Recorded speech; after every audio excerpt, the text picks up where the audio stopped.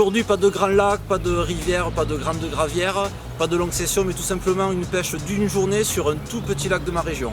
Je pense que c'est un des plus petits lacs que j'ai pêché, mais il a le gros avantage d'être proche de mon domicile, donc ça me permet d'y passer, d'amorcer, d'observer, etc. etc.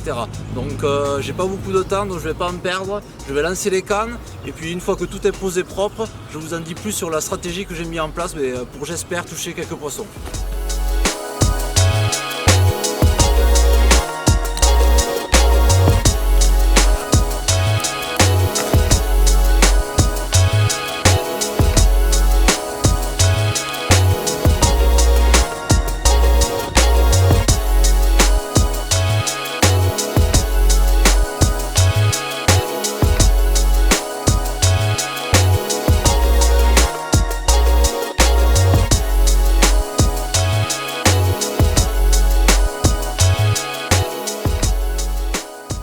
Ça pêche enfin et c'est l'occasion pour moi de vous parler de la stratégie d'amorçage que j'ai mis en place sur ce petit lac. Donc comme je vous disais, c'est un lac que j'ai pas très loin de la maison, donc ça me permet de m'y rendre très régulièrement.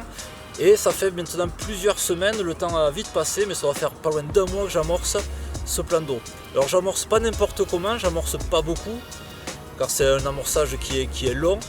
Mais on va dire intelligemment, puisque j'ai lancé l'amorçage, l'eau était à 5-6 degrés. Aujourd'hui l'eau est à 12 degrés durant la phase d'augmentation des températures de l'eau et ça suit en parallèle bien sûr la phase d'activité des carpes, elles sont remis à s'alimenter. Et j'ai lancé des bouillettes sur 3 zones du lac. Bon, pourquoi 3 zones?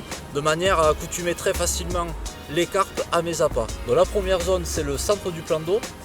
La seconde zone c'est une petite bordure où il y a le vent dominant qui tape et il y a beaucoup de matière en suspension. On voit, il y a quelques branchages qui se sont accumulés, ça peut être intéressant. Et troisième zone, c'est un arbre immergé.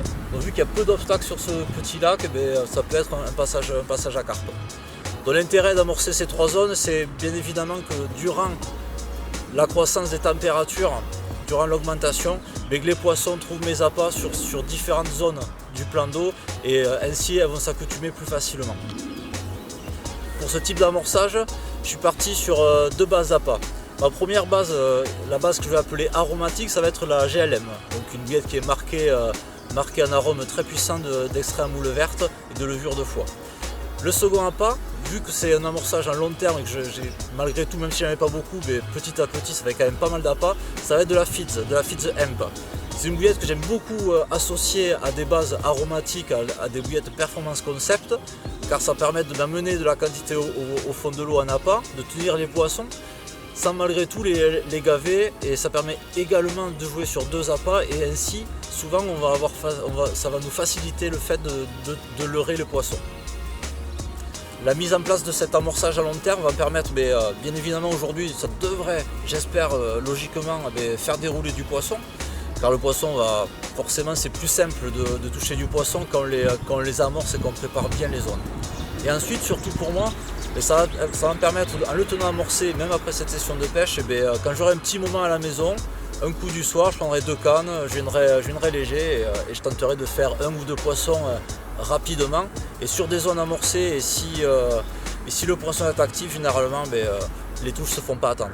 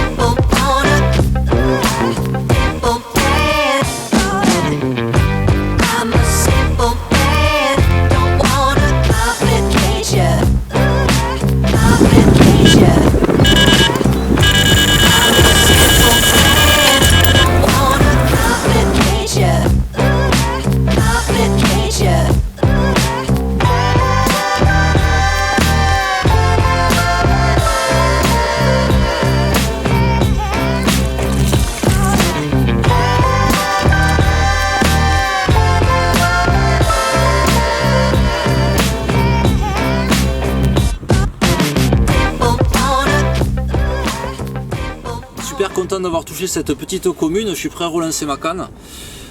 Plus motivé que jamais on va dire. Et je l'ai touché sur une pop top. Alors qu'est-ce que c'est qu'une pop top? Il s'agit de nappa équilibré. Donc là c'est l'arôme GL Marine. Bon, naturellement j'amorce à la GL Marine depuis plusieurs semaines, ainsi qu'à la FIS. Donc je pêche avec un nappa similaire de mon amorçage. Et c'est un nappa qui est constitué de 50% de bouillettes denses et 50% de parties flottantes. Donc ça donne un nappa équilibré qui va venir se poser à quelques millimètres au-dessus du fond. Donc chose importante à savoir, c'est que je l'ai raccordé à un hameçon numéro 6 Power Hook spécial chaude, vu que je pêche en chaude, bien évidemment. Et avec un hameçon numéro 6, ça l'équilibre parfaitement. Si on passe sur un hameçon numéro 8, numéro 10, on pourrait avoir tendance à avoir une neige qui va être un peu plus flottante. Donc il faudra rajouter un petit peu de plomb à ce moment-là. Mais là, avec un hameçon numéro 6, j'ai essayé sur les bordures, aucun souci à se faire. Ça vient vraiment se poser à quelques millimètres au-dessus du fond et ça fait une super présentation.